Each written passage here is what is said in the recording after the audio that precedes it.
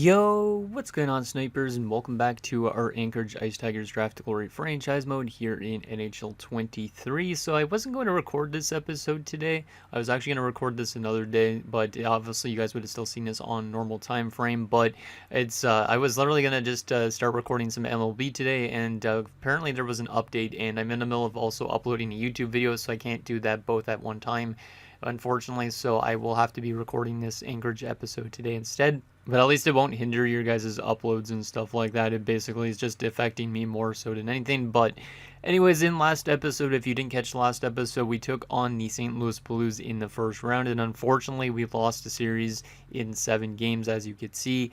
And yeah, we didn't suffer any big retirements really, except for 2 defensemen, that being Strachan and Kalinin. Pretty much everybody else is back again for another season, including obviously Parrott. There was also a lot of former players that retired in the offseason, like Zikov, for example, our former forward, as well as Frederick Bickle. So there was quite a bit of like extra like old retirement players. I'm hoping that Parrott doesn't retire in this series, because I feel like he definitely is on the cusp of like definitely falling off quite a bit. As you can see, he's now an exact top 9. He's an 86 overall, so he is dropping off a lot faster than I'd like, but I hope that he could kind of stick around till he's 40 somehow. But in general, our team and the chances of us winning another Stanley Cup are definitely going down the drain. We also have a very big offseason ahead of us where we have to bring back guys like Hartnell, Darby, Danner, Bouwmeester.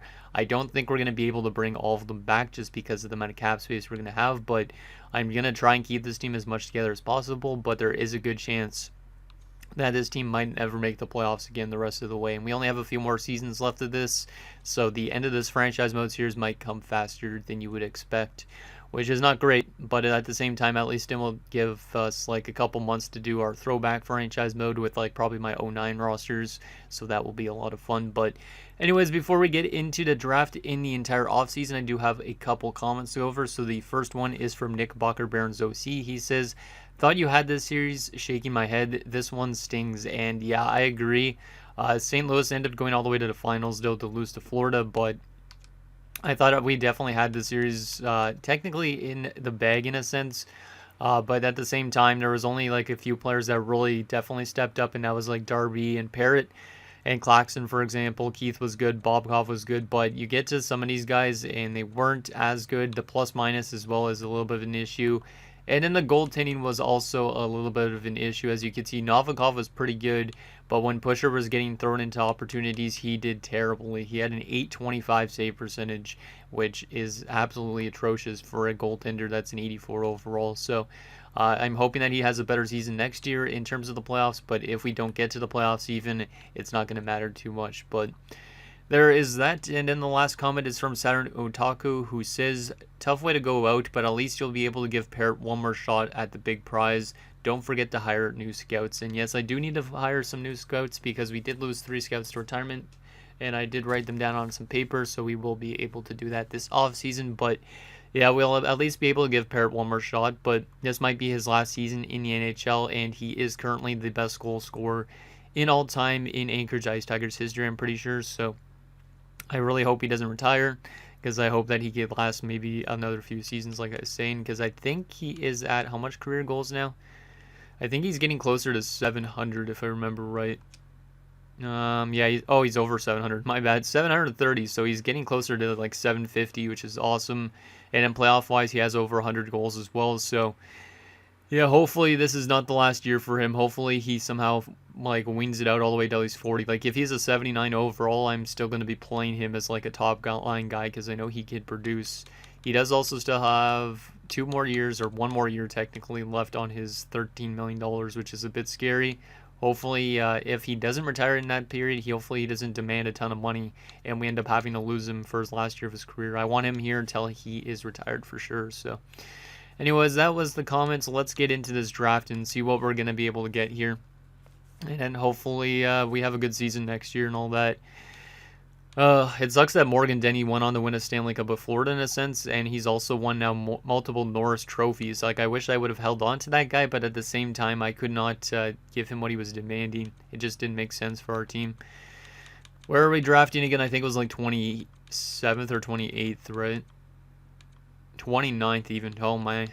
Yeah, this is not going to be a good draft for us, and most of these prospects in these drafts from now on are not going to make our lineup likely. Because even the guys that are 3 years out, more than likely they won't even get a chance to play in the AHL by then unless they grow a lot. So we're kind of in a bad territory in that sense.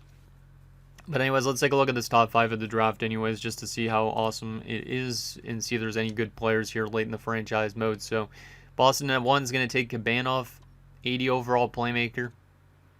So Boston having the first overall means Coley Minen, if he's still over there, he's now on a team that's not doing too well, which is interesting. Tampa at number 2 is going to take Janes. Amrit Janes, what a name. A two-way forward. Huh. There you go. He's got a lot of size to him, that guy. Arizona at 3 is going to take Pierns. Taro Pierns. Two-way defenseman. Solid. Toronto at 4 is going to take Charpentier, who's a 78 two-way forward. So yeah, this draft class is not looking too good, even in the first 5. Because even though these guys have elite potential, all of them, they're all kind of like depth forward / 4th liners at best. So yeah, this is not going to be a good class.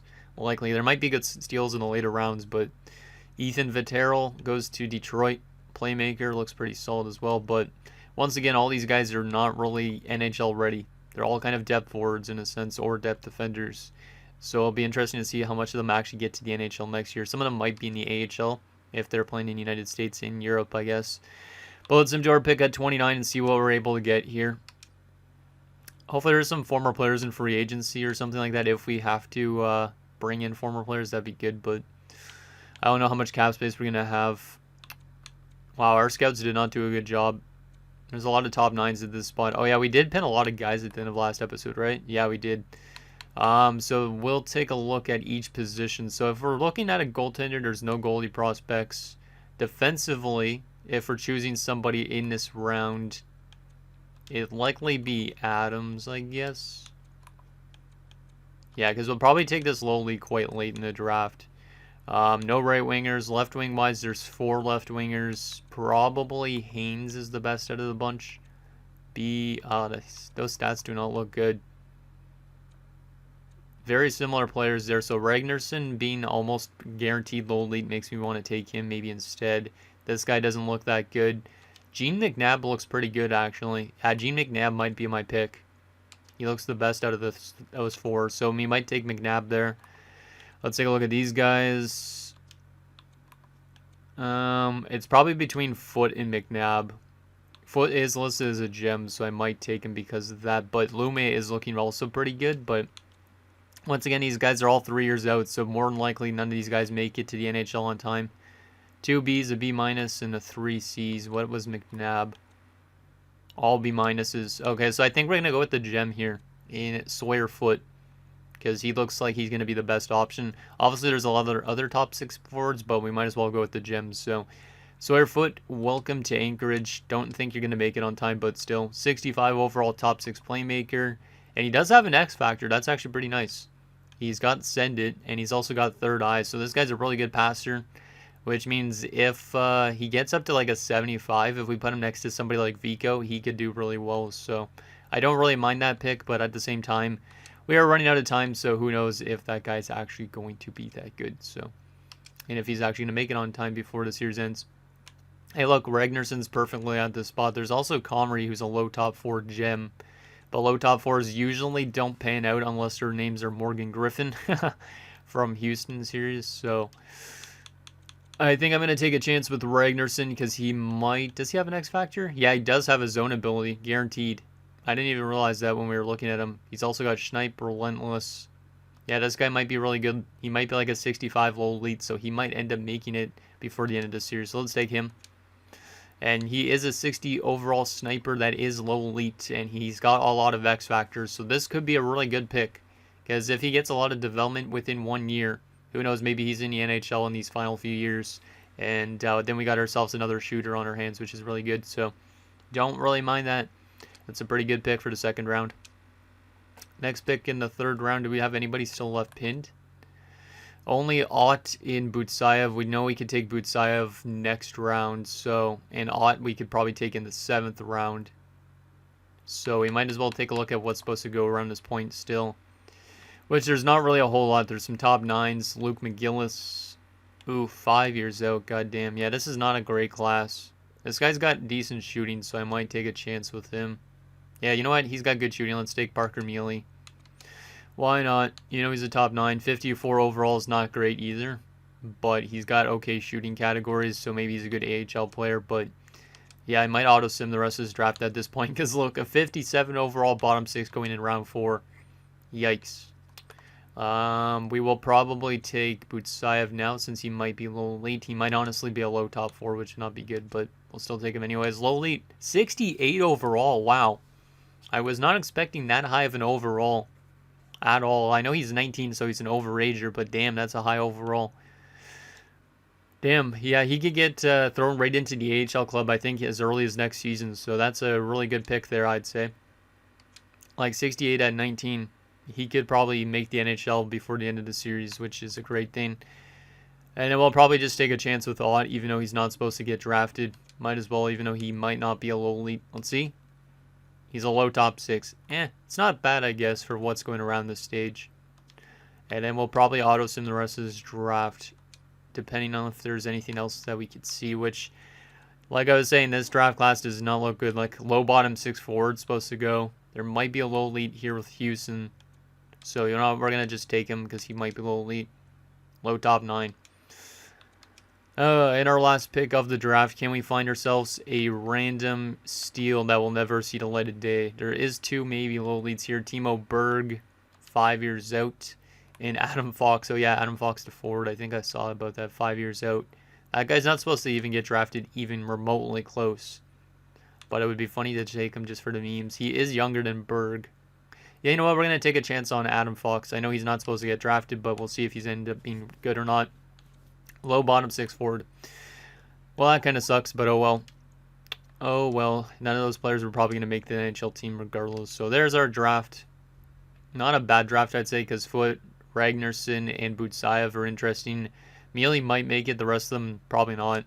But then again, we are late in this series, like I said, and not a lot of these guys will probably make the NHL. So there is that. We do have to get back a couple scouts apparently, and we do need to sign ourselves some scouts this offseason too. So it might be a little bit of a longer episode because of that. Let's just give them a little bit more money so they actually accept. Or else we're going to have to find more scouts this offseason. There you go. I think that was the only 2 scouts, right? Yep. Perfect. But now comes the tough time, the re-sign stage. How much money do we got? 63 million. Okay, that's actually a lot more than I expected. We might be able to get all 4 of these guys, but Jansevsky, I think he only has 1 year left of RFA status. Never mind, 2 years. We'll probably end up qualifying him and Smith Pelly. Yeah, we're going to probably end up qualifying those RFAs for sure. But let's go to unsigned first, and I am going to sign Larmour, who I guess we drafted last year? Yeah, first round last year, so we'll sign him up. He might not even be able to play in the AHL yet, but still, we're going to sign Butsayev, since he's an overager. And we'll also sign this Schultz guy. Just might as well get a couple of the low elites into the system and hope that they develop fast. We might as well also sign Ragnarsson. So, get a couple of good young guys into the AHL team and hopefully they develop before the end of the series. And then we'll go to our RFAs here and we're going to qualify all of them, I think. I believe Glenn Cross is on the last year of, yeah, he's on the last year of his RFA status, but we're still going to qualify him.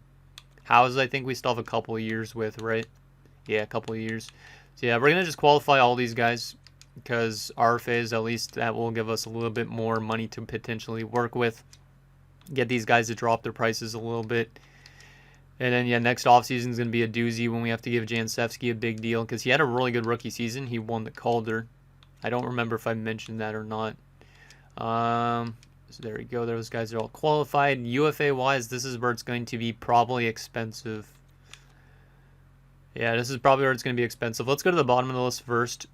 There's also Harrison. I might as well sign him since he's a low lead, even though he's not that great. We are going to let go of this low bottom 6. Low top 4, Renas was a 3rd rounder. He's not going to develop, so we're going to release him. Cousins, who's low top 9. We have to let him go as well. And then we also have St. Jacques, who was a 2nd rounder. We might as well sign him since he was quite a high pick.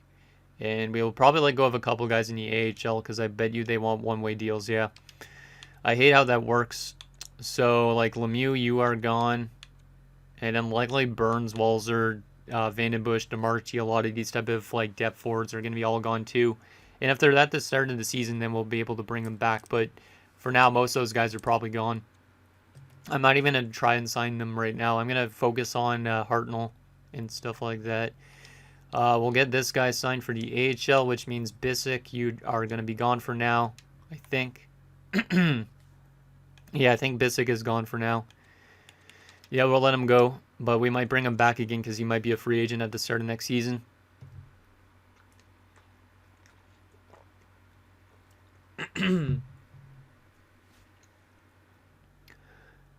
And then we will sign Hartnell or try to. Ooh, wow, that's a quite an asking price. But at least with that, he signed for the rest of the series, I think. If I remember right. Yeah, I should probably just lock these guys up for 4 years at whatever they're asking for. Because then I won't have to worry about them ever again. Ooh, jeez, man. Why are you all asking for over 10 million? So yeah, let's just give Hartnell what he wants because we know Hartnell's kind of worth it. So let's give Hartnell that money. Danner's also kind of expensive, but he's important. We're just going to give him what he wants as well. Hopefully these guys don't want more than they're asking for. Darby and Bouwmeester, these two guys are the guys I would probably let go of if I had to let go of anybody from the top area. But I would like to keep them around, obviously, too. 4 years at 9.4 is not bad. Let's just do it. I don't care almost at this point. I just want to keep this team together. Even if we end up losing a lot, so be it. Bouwmeester, I'm going to give him a 1-year deal, I think. Because that's a pretty expensive price for a guy that's only an 82. And then the rest of these guys, I think, actually, Saburn's pretty cheap. We'll bring Sabern back. 1.5 is pretty good. Algos, what do you want for 1 year? Bit expensive, but we will try it. We'll just do it anyways.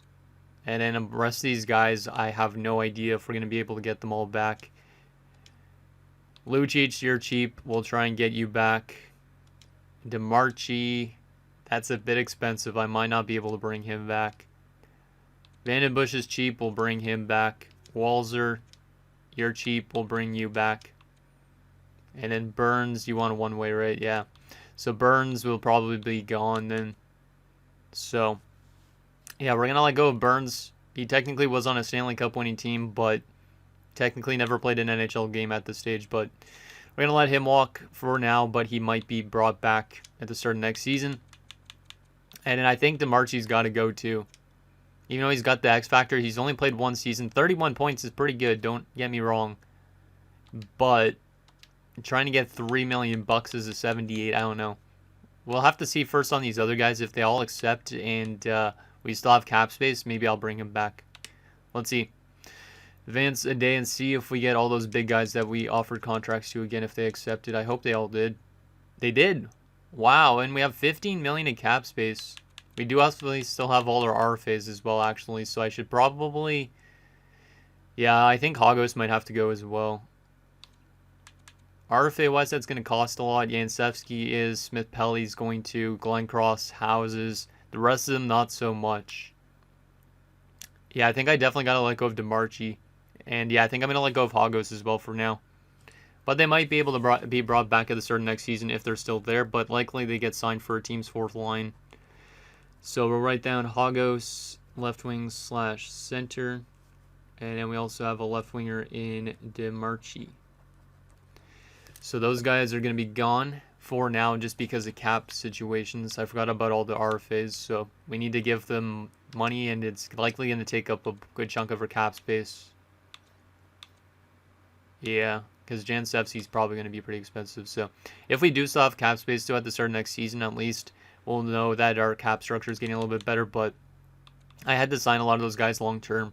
I'm just worried that Parrott might retire and then we're obviously not going to have the cap to bring him back. Because him, Bobkov, Bouwmeester, for example, that's going to be a pricey offseason if Parrott doesn't retire this upcoming year.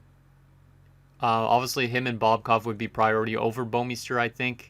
Jansevsky's also pending UFA, so he'd be important to bring back. But I mean, we can make trades in a series technically, as long as we don't use the pick that we're trading for. So if we need to, we could offload somebody for a 7th rounder, and then we obviously can't use that player that we drafted with the 7th round pick. Basically, if we want to. Or we could also just buy people out too, if we run into major issues. But there's that. Let's sim to free agency if there's any former players there, even though we're not going to bring in any former players in until the start of next season, just because I don't really want to sign any players and then find out that we don't really have the cap space for all our RFAs. But let's take a look and see if there's any former players regardless. Hey, look, Spike Cato. Remember that name. Jeez, he's asking for 18 million bucks.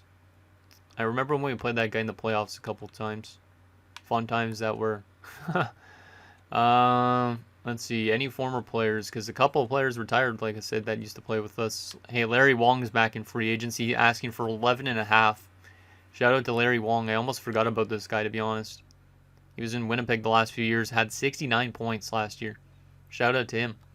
Pretty nice goal total, or point total, I should say. I don't know why I forgot about him, to be honest, but I honestly did not remember him one bit until just right now. Malik Reinhardt's back in free agency, trying to get 5.5. Yeah, the asking prices at this stage is kind of ridiculous. Huh. How about left wing wise? Any former players there? Let's see. Not that I recognize right now, but that doesn't really matter anyways. Like I said, we'll see at the start of next season if there's anybody.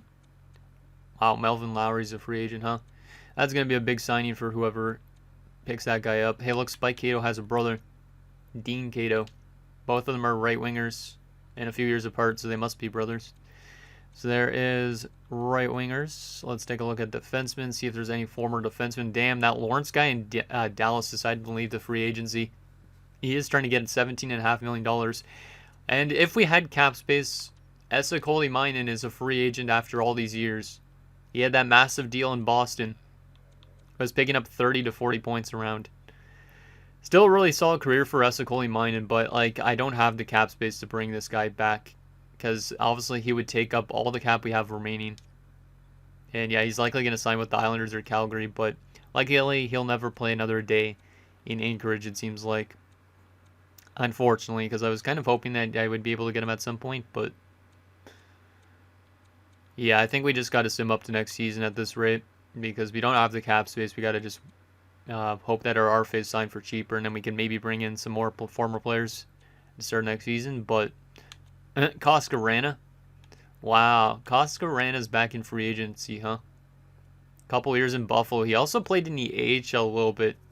That's weird. Yeah, with Vegas. He played in their AHL team, and then yeah, he's been a weird goaltender. Obviously, he won a Stanley Cup with us, I think, right? That's funny to see him back there. Huh. So there is that. Let's get ourselves first our scouts, because I almost forgot about that, even though I have a piece of paper literally right in front of me that says, hey, get these scouts. So let's sign ourselves some scouts. We actually don't have a lot of coaches either, so we should probably look for an associate coach in that. So we might do that as well in this episode. But let's hire ourselves our scouts. We need a USA East scout, or just any scout actually, I guess, for that matter, and then we could reassign them.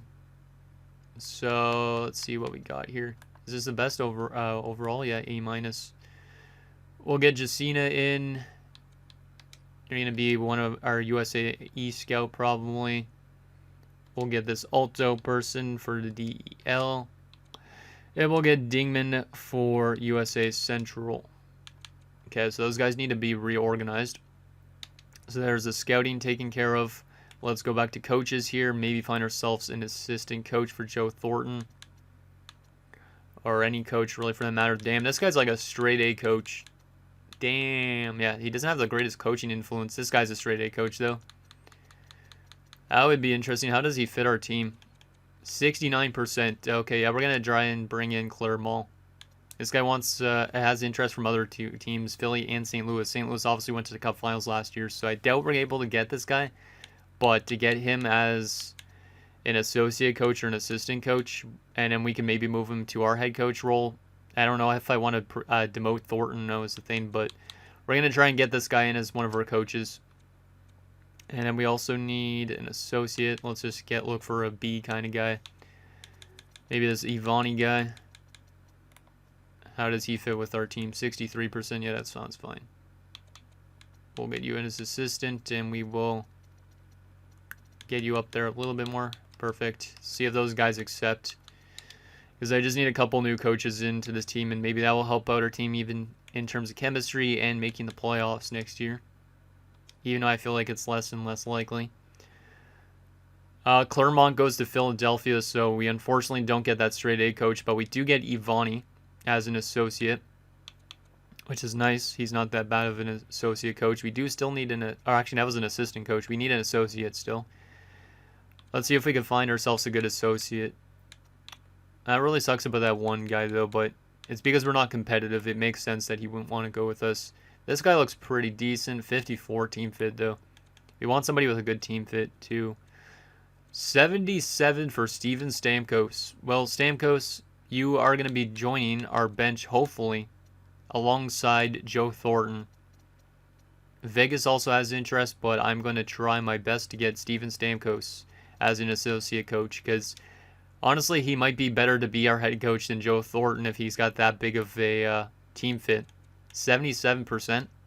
Like, I don't think I've ever had a coach that high in team fit, so I really hope that he does bring us some good luck and he does sign with us. Let's see. He might not want to come here because we're kind of going into a rebuild almost, and Vegas is probably more contending. Yeah, he decided to go to Vegas. God damn it. I wish we were a better team at this stage, because if we were a better team at this stage, we would have easily been able to get one of those coaches, but since we're kind of like falling off a bit, coaches are like, I don't know if I really want to go to a team that's that bad. 67, that's decent. Leonard Georges, we'll try you. We will try you. Let's try to give you $2 million. Obviously, we're over budget in terms of coaching, but budget doesn't really matter at all in this game, it seems like, I think. So, there you go. Georges, do you want to be our associate coach next to Joe Thornton, with maybe the chance of turning into our head coach? Which I don't know if I will do, because I don't really want to demote Thornton, because he's won us cups. There you go. Georges is now an associate coach, so I'm hopeful that I could join his staff with a little drama. He likes our chemistry, apparently. That's good. That's good. That's good. Hopefully he works well with the chemistry as well. Okay, so now that we got our scouts and our coaches, let's sim up to start next season, reassign our scouts, and then hopefully we could have our lineup nice and set up for next season. We'll also make sure we get all those RFAs back. Some of them are accepting right now, but obviously we got some big ones to take care of as well. I hope that Jansevsky could step up big time this year. He had a great rookie season, but we need to make sure that he could kind of be the next maybe top 6 forward for this team. Let's see, RFA. We got a couple of them still holding out. Smith Pelly as well.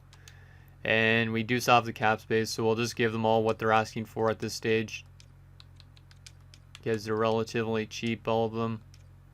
Yeah, that's perfect.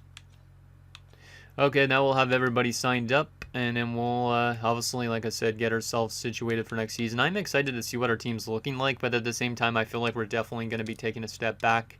But who knows, maybe we're actually going to be a lot better than I expect, because usually when I don't think our team's going to make the playoffs, we end up making it. So, we'll go to headlines in a little bit. I do first need to reassign our scouts, because or else I'll completely forget about that. I hope that these new coaches that we brought in to join Joe Thornton help us out a little bit. Joe's got a 65% team fit. How about George's and stuff? I can't see that yet. Let's actually see who's the best head coach. Let's demote Joe Thornton currently to the goalie coach. George's is head coach. What are you looking like, George's? 58. That's not good enough. It's actually not as good of a fit as I was thinking. And what about Ivani? How good are you as a head coach? You are 58 as well. They're not as good as fits as I thought they would be, but oh well. So Joe Thornton headed back to being definitely our head coach for the season. Oh, I wanted to go to the scouting stuff, goddamn. So much stuff to do in these off seasons lately. So we signed a couple scouts. So Metro Jersina, we are going to reassign you to one of the leagues that we need to get scouts in. So let's go you to the USA East again. There you go. Who else do we have? We have 4 Liga scouts, which is obviously not what we went. I think Alto was one of the ones we signed, and must have been Schustrom or something like that as well. So I'll move Rantanen and Alto to another league. So Alto, you're gonna go over to the DEL. God damn, I didn't want to go to that screen. Yeah, you're gonna go to the DEL because we need somebody in Germany to find some good German players. There you go. And then we also have to worry about, we'll send one of the A minuses, so probably, yeah, let's just go with Rantanen. Doesn't really matter. We'll send you all the way to the United States in the Central. And then we'll be pretty much good to go, I think, with scouts again for the season. There we go. Now we got to get our line set up for next season and see what we're working with. Obviously, we'll take also a look at free agency again and see if there's any former players. So I might make some changes from the start of this or the end of this episode to the start of the next episode. But let's rework our lines a little bit here. Parrott needs to be top line. That's good. Jansevsky's pretty solid, but we'll use him as a third line center. Bobkov Gamble could go up there. Bobkov could play with Vico and Jansevsky. That actually looks pretty good. That looks a lot better than I expected. Obviously, the chemistry is not fantastic because there's not all greens across the board, but Parrott definitely dropping off. He's a bottom 6 forward now, so this is likely his last season with Keith and Hartnell. Second line, Darby Claxton, who's dropping off a lot. He would probably retire this season because he's listed as an exact AHL now. And then Lee Gamble, who's definitely going to help turn around this team, I feel like. Bobkov, Jansevsky, and Vico. Glenn Cross, Leeson, and Sabrin. That's actually not too bad. Danner and Klepis. Oh, yeah, I forgot about Aldrich Klepis jumping up a lot, too. That helps out quite a bit. He's an 81 overall now. Bowie Stern, Smith Pelly, Tulipov as well jumping up as a low elite. I like it with House. Our team actually looks a lot better than I expected. Like, chemistry-wise on defense looks good. Goaltending looks solid. Depth-wise, we have some players, too. Yeah, it's actually not looking that bad. I don't even know if I need to sign really anybody. Because we got depth in the AHL, too. Like, Loins is still down there. And we have an abundance of low leads that we just threw in. So, that's pretty good. I like that a lot. I like that a lot. Let's take Spruev out. Because he's already 24. Get Fanaganov into the lineup down there. I can't really get run into that minus, but doesn't matter too much. And we'll take Sabrin out to throw in Fitzgerald. There we go. Hayden also is technically NHL ready as a backup goaltender, but yeah, our team actually looks okay. I honestly don't think I'm going to even look for former players in free agency because as long as Parrott and it doesn't drop off super hard, this team definitely could make the playoffs again this year. So that's really good. So anyways, guys, that's going to do it for this episode of our Anchorage Ice Tigers Draft Glory franchise mode. So in next episode, we'll simulate the entire season. We'll see if this team makes it back to the playoffs. And hopefully, if we make the playoffs, hopefully we can make a long run. Because obviously, with Claxton and Parrott dropping off quite a bit, there's a good chance that we end up losing them to retirement this upcoming offseason. And we want to give them at least one more shot at a Stanley Cup. So let me know what you think down below. And I'll see you guys next time.